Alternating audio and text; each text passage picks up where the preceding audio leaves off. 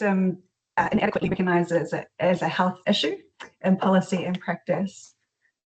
Atawhai primarily focuses on primary health care, as it's often the first place that people will seek support. But there is limited system support for primary providers to do this mahi well. So therefore, our moemoeā, or our vision, is for primary healthcare to be known as a safe place where whānau and families can seek help, but also that providers can feel confident and capable in responding.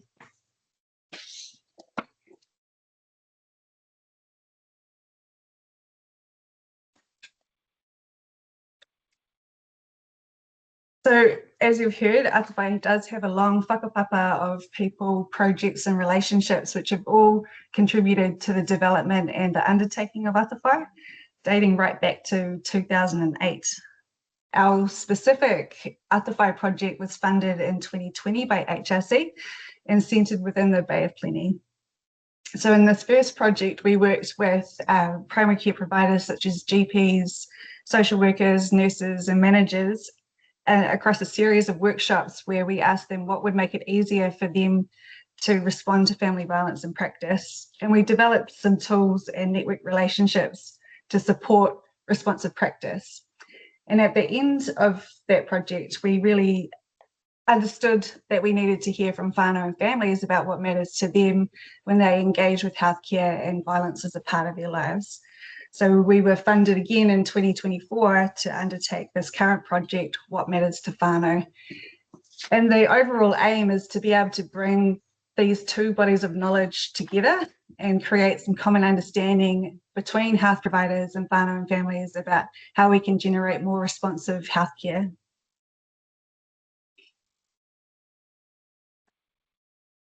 So Atawhai is more than a research project. It really is evolved into a kaupapa that's supported by a lot of relationships that extend beyond a single project. And over time, we have become a whānau. From the beginning, we've been guided by our shared purpose, our values, and our accountability to tikanga Māori. We've worked hard to establish a successful utility relationship amongst our research team. And that's a journey and we're still learning, but there is a lot of trust and respect and commitment to be able to do this mahi together. Our approach is inherently relational and reciprocal. We prioritise care and whanaungatanga across all of our activities. And this has involved, many cups of tea and coffee and shared kai and relationship building. But we consider that everybody who connects into this kaupapa is part of the Atawhai whānau. Safety is integral for both our researchers and participants. And we've included supports over time, such as supervision, counselling, debriefs, whanaungatanga again, follow-ups and backups between our research team. We've also had the privilege of being able to offer our participants to get engaged in a special wānanga that promotes or prioritises health and wellbeing and recovery. So that's been really good. We really honour and learn from the stories that have been gifted to us. Everyone that's contributed to this project has really been driven by a hope that the next person who comes along will be, they can create change for the next person who comes along. So we really work in a way that's reflexive and responsive, and we adjust our activities as we learn to be able to deliver, the best benefit for whānau. Atawhai is a big team and has a lot of moving parts. Just briefly, our research team is quite large and we have a unique group of people who bring different strengths and skills to the table that enable us to do this complex mahi well. The Kaupapa Māori lead role was established in April last year, and Matitu has held that role so far, and it will rotate through our Māori rōpū who supports the Māori lead. And our Māori rōpū also meet outside of the research team to discuss te ao Māori issues within the research as well. The Hōhāri Kōtui are our members of our research team who bring the lived experience lens to the table, and they really keep us grounded in the everyday realities for whānau and families. We've also worked hard to be able to include young people's voices in the research, and our rangatahi Kaitiaki Hannah has led this space and partnered with Tauranga Women's Refuge, and she'll talk a little bit more about her role soon. And then finally, the Atawhai network, as I've said, is all the people who have been connected to this kaupapa over time, and nationally and nationally. So we've been really privileged in this project to speak with 42 people from across the Bay of Plenty about what matters to them when they're accessing care and violence as a part of their life. So we've talked with men and women, rangatahi and young people, takatapui, people with disabilities, and tangata whenua and tangata tiriti. We've conducted 32 individual interviews and 5 focus groups with whānau. Within the individual interviews, there were 11 whānau groups. So while we interviewed individual members of the same whānau, so we'll be able to look across the dynamics of those different data sets as well. Our eligibility criteria to be involved in the project was not to be in current crisis or going through current legal proceedings, and our young people had to be affiliated with Tauranga Women's Refuge.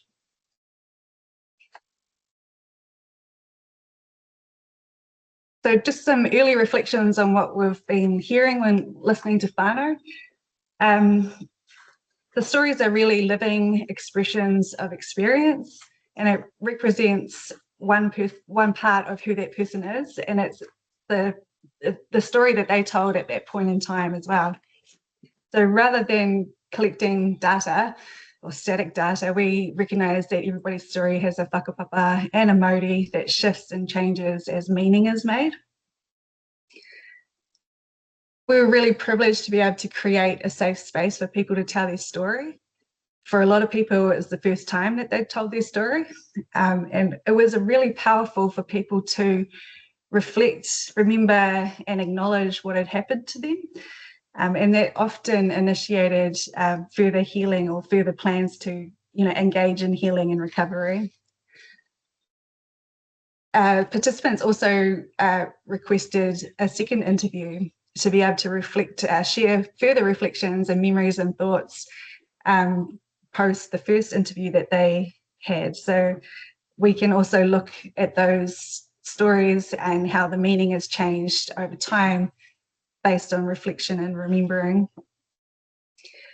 While we were focused on our research question, the stories provided a lot of context about what it's like to be in an abusive relationship or a violent family situation, and how the level of entrapment that people experience really shapes the agency for change. And I think this is really important contextual information for healthcare providers to understand why it is people may be reacting a certain way, or what their actual choices are to create change for themselves. There was also a lot of recognition and realization about how violence has actually impacted health and well-being in a really wide sense. And I think that really highlights the space that the healthcare system can be making such a big difference in. And we also heard a lot about how violence impacts your mental health in a very long term. So we heard people talking about the impacts of violence still affecting them 30 to 40 years after being able to escape the situation that they were in. So I just wanted to share something that's come up for me in listening to these stories, and that is the simple importance of being seen, heard, and validated. So I listened to many people share about the importance of being seen, and that could be by a friend, it could be by a family member, it could be by a service provider, or it could even be by a stranger. And being seen can be a really small moment. It could be a knowing look from a stranger, a hand on the shoulder, or even a larger moment where when you do ask for help, you feel understood and heard. And these moments are really powerful and they spark hope for change. So I just want to illustrate with a couple of quotes what we've heard in this space. So Sarah, who's an adult woman, says, when you're in a violent family situation or with a partner, you do start to feel smaller, and it's just what happens. So when someone actually does pay attention to you and notices something's going on, it feels like quite a big thing. Like I'm not just this little thing in the corner that I thought I was. Because I think that would change your perspective on you probably as well. You just start putting up with stuff because it keeps happening and you justify it to yourself. So if someone else was able to see what was going on and like give you that support and acknowledgement, it would actually make you feel less crazy and like you can actually make a change. And Sadie shared that she'd already fallen so low, she was just there. And I was like, I need some help. I don't know what to do. And the GP was very understanding, validated what had happened, because this was the first time I'd actually spoken out loud that the thing that was consuming me was sexual abuse. And thankfully, she was really like, okay, I can do this. Like, she didn't say, I understand. It was like, no wonder you're like this then. And that was very powerful. But no wonder why you're reacting this way. Of course you're acting this way. Of course your wheels have fallen off. Like, it's okay. So just a couple of examples, but to really emphasize that being seen is very powerful, and it doesn't have to be a big thing. It can be a very small thing that creates a lot of hope for people. So I'm going to pass over to Hannah, our rangatahi whaitiaki. Oh, we still have slides. You're ready? Oh, okay. Kia ora everyone. I've just got some like really all over the place handwritten notes, which I'll try use to sort of keep this going. But I just wanted to start off with acknowledging the whānau that I was able to spend time with, doing the interview and sharing time and space with them. I recognise that I had some privilege in that space because I had pre-existing relationships with the whānau, more so their tamariki. So I think that really helped in terms of progressing, getting some stories from them. So I just want to acknowledge it because I know I had been with them, most of them, through their journey with family violence. So I got to sort of see it at both ends of when it was in crisis mode, when it was really severe, when they were not safe, when they were worried for their lives, and then to see them at the other end. So it was actually quite a nice way to be able to recognise their journey through Atawhai as well. I personally have a research background besides just a few research things here and there in my degree. So this was a really cool opportunity for me as well. So while I thought I had a sort of sound understanding of what a lot of these whānau had been through, actually asking questions through a health lens actually offered a lot more perspective and things to consider, not only as a kaimahi but in a systemic sense as well. So I just really wanted to acknowledge our whānau first. Some of the key themes that I have seen have unfortunately been probably more on the negative sense for our young people. There has been a lot of positive as well.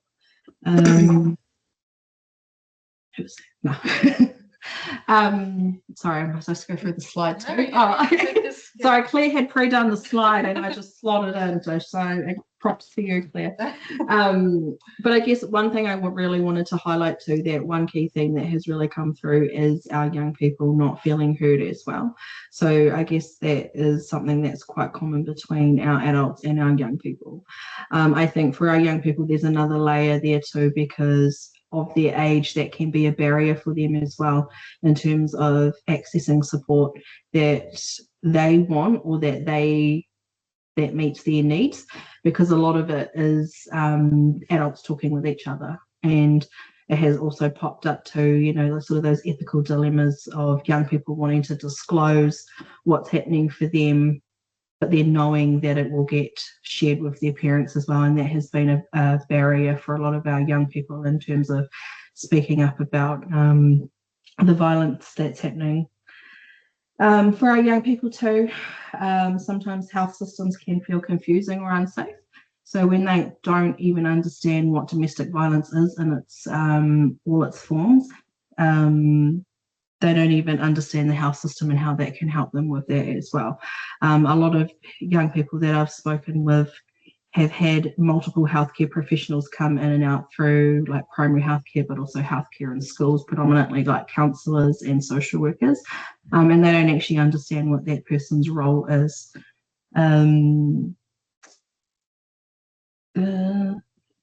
And yeah, so going back to just feeling like young people are feeling left out of conversations and decisions about themselves, that was another big one that came through a lot. And one thing I really wanted to share too is how much that kids notice more than I think us adults realise when it comes to family violence and what's happening. And when they're already disempowered at home, and when they have opportunities to try and share what's happening for them in a health space, and they don't get that opportunity, or the person isn't asking the right questions or actually listening to them, there's a flow-on effect of that as well. So it makes it even harder for them to even speak out about what's happening, or even gain an understanding that what is happening for them is not okay. Another key thing was a lack of consistent engagement. That's been a big one. I think that's probably been more in schools, but if you look at it in the context of education and some of their funding and resources, the healthcare workers that are in schools are stretched to the max. So that means that our young people don't get that long-term and consistent intensive support that they need. So for most of them, they sort of just go off and just continue without sort of getting any support, and then you sort of wonder what that's going to look like in years to come when that's been they have unresolved trauma, they don't know what's happening for them, how that plays out in their relationships as they get older. Another one too is defining safety. So I think too, as healthcare professionals, myself included, you know, what does safety look like in terms of their understanding of what that is too? I mean, we all know what we think being safe is, but for young people, they don't know that. So simple things like, oh, when my parents are asleep, that's when it's safe for them. So having to take those things into consideration as well when you are talking about safety, and safety planning is really important, that you really have to ask the questions. And asking questions was another thing that came up. I've noticed with our adults and young people that we're not asking the right questions. You know, when you say, are you okay? Most of the time people will be like, yeah. But actually, when you ask other questions like, are you sleeping? Are you well? That's when it can sort of lead into some other perspective into what's actually happening for these young people.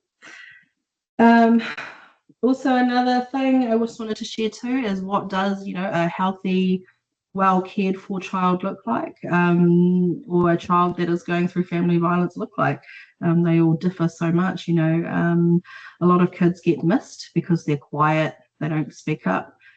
Kids that tend to sort of play up or have behavioural challenges tend to be the ones that get looked at. However, there's a whole heap of kids out there that don't present like that and they're to get missed.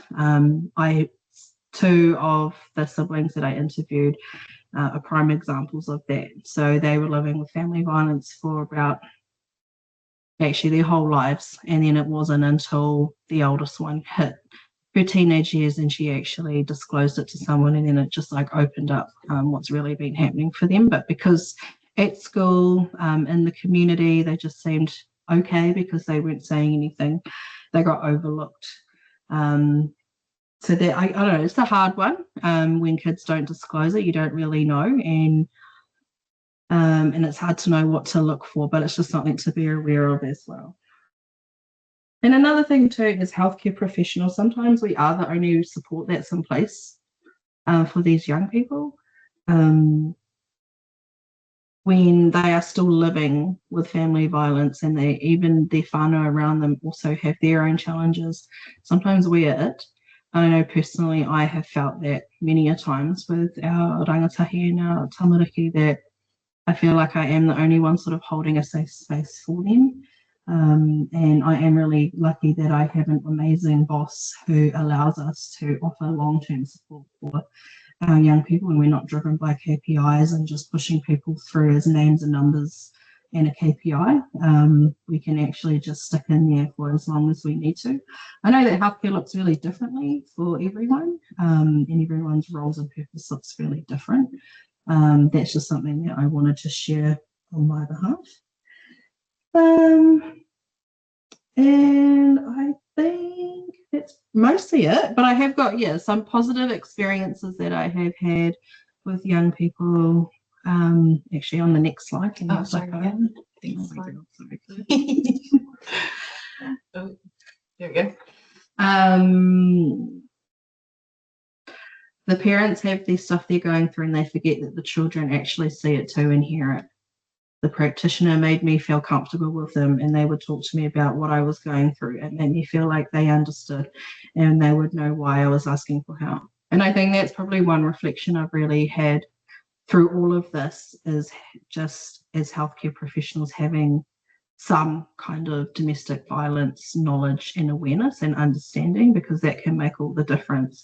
The amount of kids in my time that have tried to tell people, and the way that they respond completely puts them off sharing, whether that's with body language, what they say, or they freak out and don't follow up at all. So being able to hold that space is really important.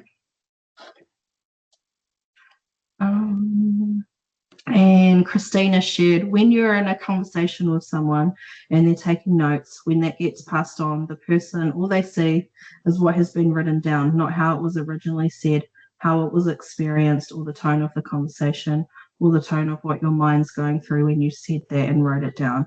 All they see is what's marked on paper or written in stone, and not what happened before. I think that really, for me, that really takes me back to kids' voices in all of this, and that while I understand adults are the drivers of getting them care a lot of the time, their voice is so important in this, and actually listening to them, to what they need and what they want as well.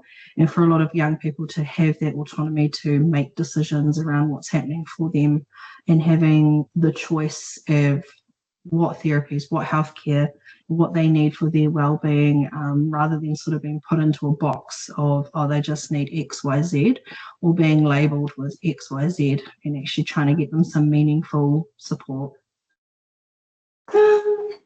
And that's me. Kia ora. I'll pass over to you, Gabrielle. Oh, kia ora. Thanks, Claire, and thanks, Hannah. Just to tautoko what Hannah and Claire have both said, I've come to this research work having not had a lot of experience in the area of research. In my professional career, I've been a GP, I've been on the ground, perhaps working at management level, but research is new to me as well. But I guess firstly, just to echo what the others have said about the privilege it is to sit with these people's stories and life experiences, which are very foreign to a lot of us, but very humbling to have them be so vulnerable to share those experiences with us, and what we can learn as primary healthcare professionals is huge from this information, because we know historically primary care hasn't served patients well when it comes to the area of family violence, and there's been a lot of soul searching over the years. But to actually hear from people who have lived with violence and sought help is just so rich, to be able to pull themes from that and perhaps look at how we deliver services and look to the future of how we might change or alter those services to better serve our communities. So Claire and I talked through perhaps some of the main themes that we've seen so far when we've been listening to the interviews. And this is obviously not an exhaustive list, but perhaps some of the main themes that for us in primary care are really important. I think one of the main things I reflect on is that a lot of the participants have reflected that they don't really see family violence as specifically a health issue, but they do see general practice as somewhere that's a critical place for support. So I've just got a couple of quotes here which really reflect that. So one of the participants was asked, did you ever think about talking to your GP? And she said, no, I didn't even think that that would be an option. Even today, I didn't hear about it.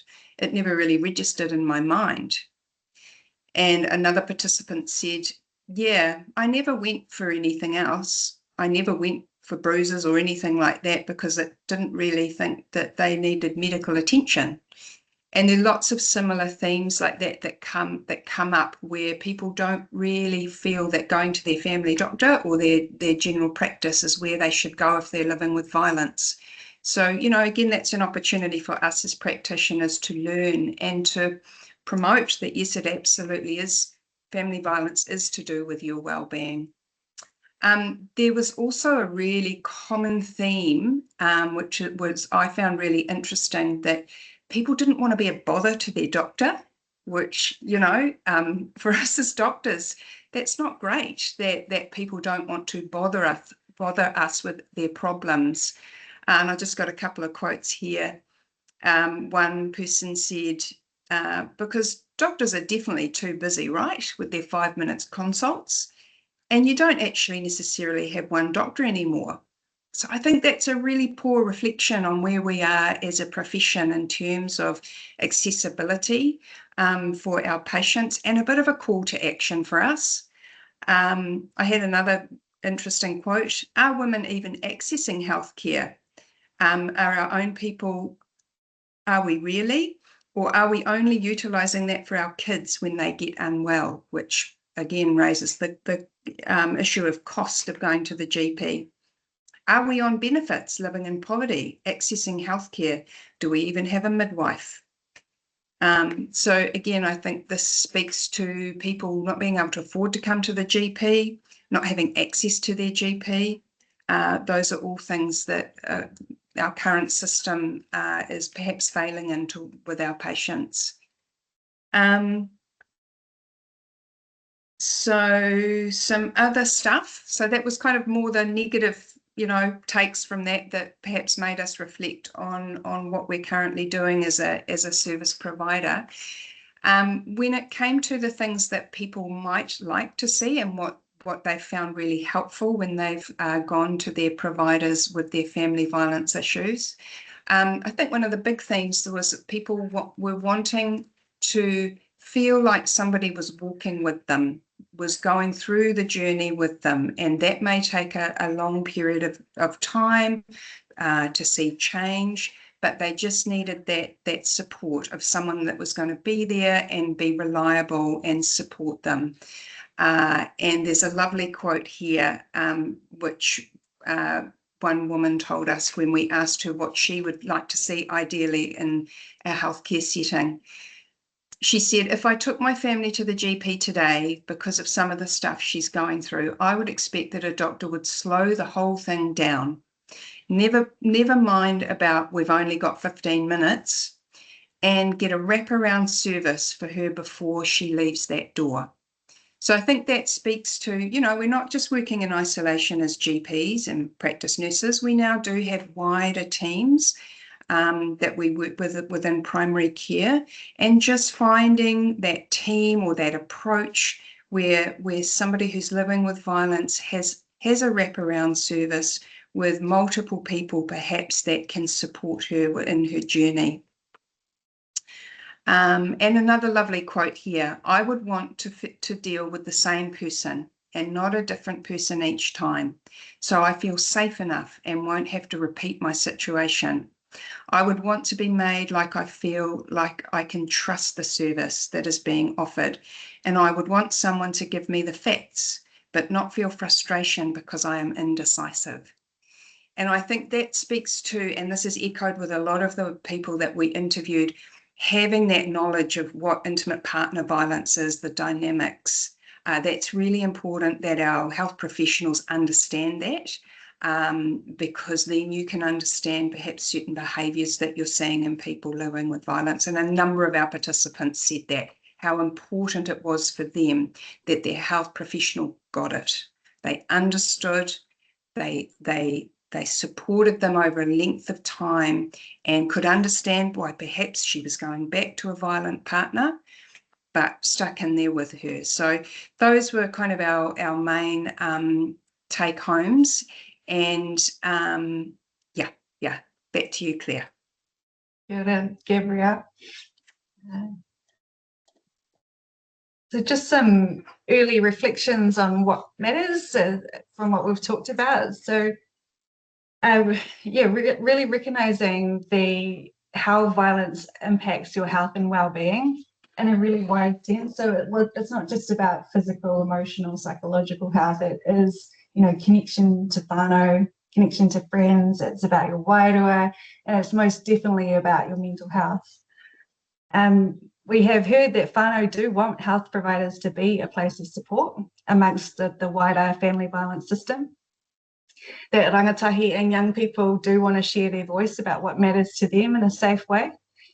And that remembering and acknowledging your story is a very powerful part of healing and recovery. So what's next for us as Atawhai? We're going to take back our preliminary insights from what we've heard and ask our participants whether we've got it right, whether we've understood it properly. Then we'll bring together whānau and providers in a wānanga to share those findings from the stories and build shared understanding of what's needed in the space and how we can create change. And we're really keen to create and share tools that are developed by whānau that can support healthcare providers in practice. And we will definitely be sharing our learning across policy practice and community audiences later on in the year. So that's us, and we've got a few minutes for Pātai. Matitu, did you want to facilitate questions and discussion? Yep, sure. Thanks.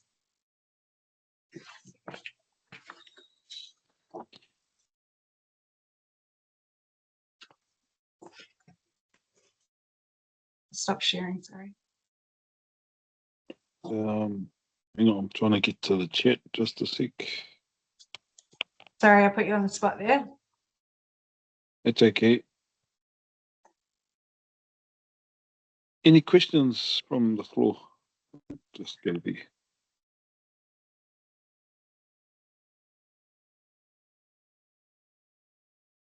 Can you hear me? John? Nā mihi kia koe, Matitu mō tō karakeri tēnei wā, whaia nāreta, tēnā koe, tēnā kōrero. E te whānau hoki, tēnā koutou katoa, ko John Copeland ahau.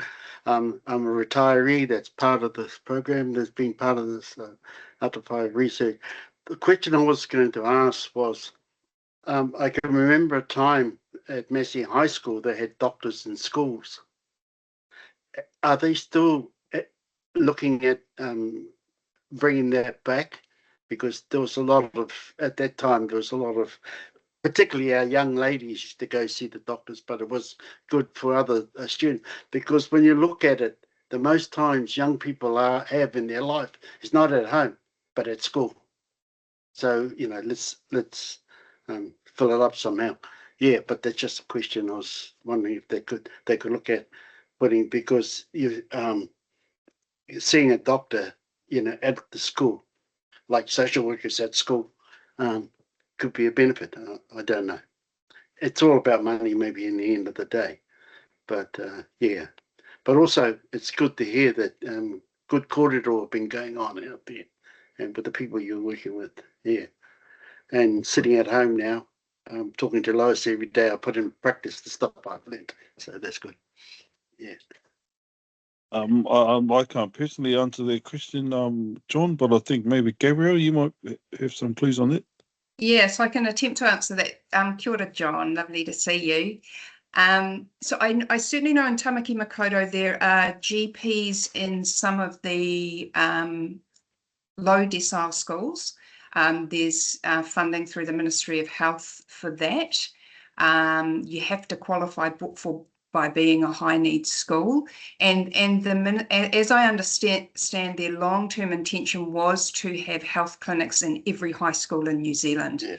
And that may be a GP, but it also may be a nurse practitioner, and nurses and counsellors. So, and I totally agree with you, is that is an opportune time for young people to develop really healthy health-seeking behaviours, and access that service for free without mum and dad hanging over their shoulder, all those confidentiality issues. And yes, I do believe that is, well, I'm not talking about governments, but there was a long-term goal to have that available for every high school in New Zealand.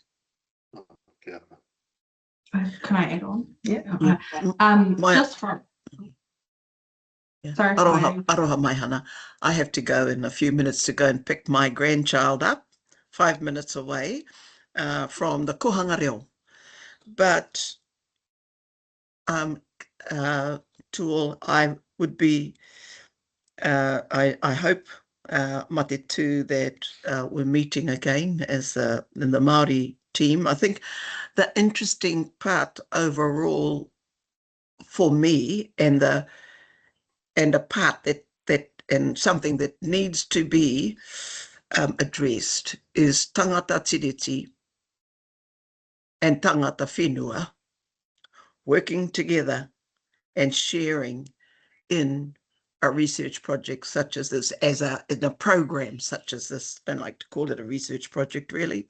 It's a program, and it's an experience of working together to help, to support, to learn from families who have been in violent situations. But I just wondered, to what extent, and I was not an interviewer, to what extent has the loss of Māori culture, language, knowledge contributed in any way? I'm sure that it has in some way, because that's what I found in my experience as in education, that children or rangatahi, and in this case we've got whole families, in negative situations, Māori, were often the solution, or some part of the positivity of being Māori, of knowing who you were, where you were from, and who you were connected to, was an issue. It is also true to say that some of these families, and quite rightly so, because I felt the same, we get so whakamā, we are so whakamā, embarrassed in situations that actually we want to stay away from the Māori world, our own people, because we're too embarrassed. Sometimes they are the safe haven we want to go to. That's what's missing in our lives.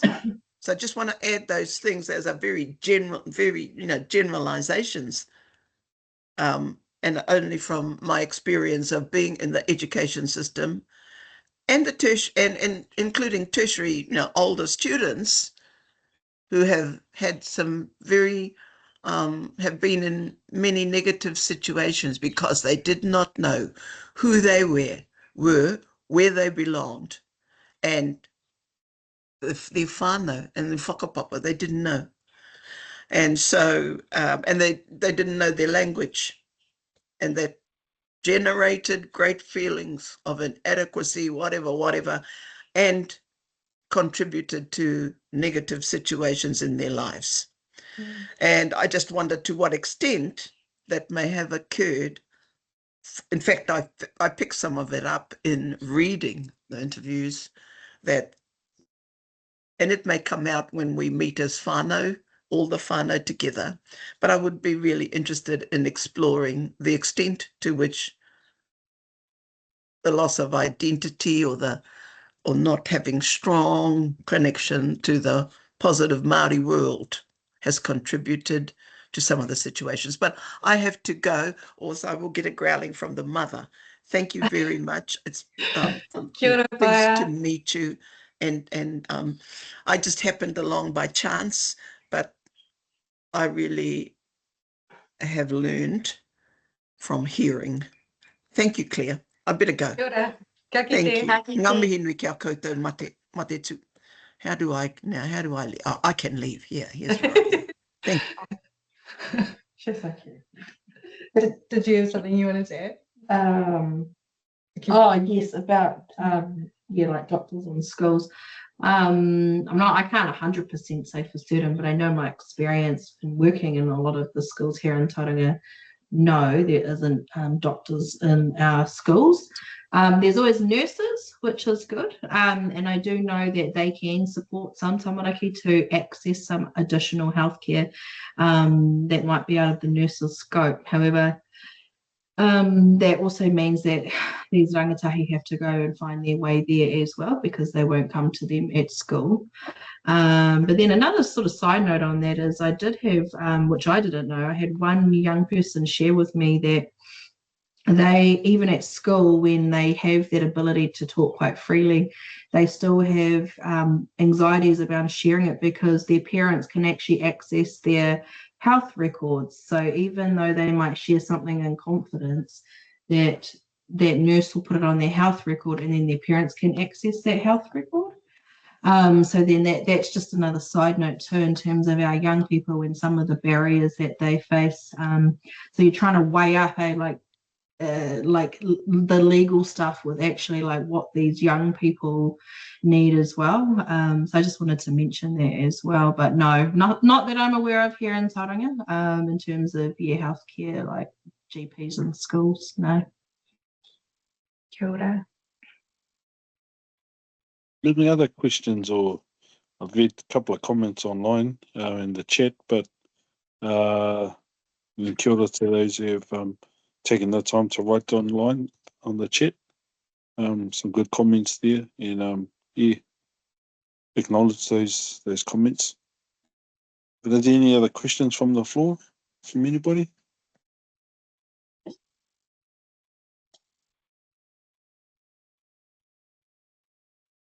Cool. Hand it back to you, Claire. Yep. Kia ora. I think that's everything that we wanted to present today. Just you really appreciate again coming along and reconnecting with us, and we'll be looking to keep those relationships going in the future as well. So I'll hand it back to you, Masitu, to close. Okay, kapai. Well, not too sure if we were supposed to finish at 2:30, but we're 2 minutes ahead of time. But I just want to acknowledge, and once again, thank everybody for coming along and taking the time and interest to sit with us and share our kōrero. So on that note, I wish everybody the best for the rest of their midweek Wednesday afternoon. Me mihi ka tika kia tātou. Anzac. Oh, yes, and we do have our Anzac coming up this weekend, I think it is, Saturday. But the holiday is Monday, so enjoy the time with whānau and friends, and acknowledging all those that gave their lives. And I suppose, I must admit that be safe in these. If you're overseas, we could see an escalation in that, in terms of war and all that sort of stuff, and the upheaval that can have. And I know everybody's sort of on the knife edge, but with a bit of luck and a bit of common sense, and we should be able to avoid that with some common sense. Hopefully, some of our world leaders lack a bit of that at the moment, but hoi anō, we'll pray for them. Nā reira. I runga i ngā manaakitanga o te rangarawa, nei rā ngā mihi kia tātou. Hoki ora, noho ora mai, noho ora pai ki tēnā o ngā tōpeta o te motu, o tira ngā tōpeta katoa o te ao. Nā reira, kia hihiri ake tātou, mai e, tāwhiwhi atu ki ngā atua. Ngā atua, ko rongo, tēnei ka rongo ka mau, tēnei ka rongo ka tau, tēnei te rongo whakairiha, ki runga kia tīna, haumi e, hui e, tai Tai. e. Kia ora mai rā tātou. Kia ora. Kia ora, everybody.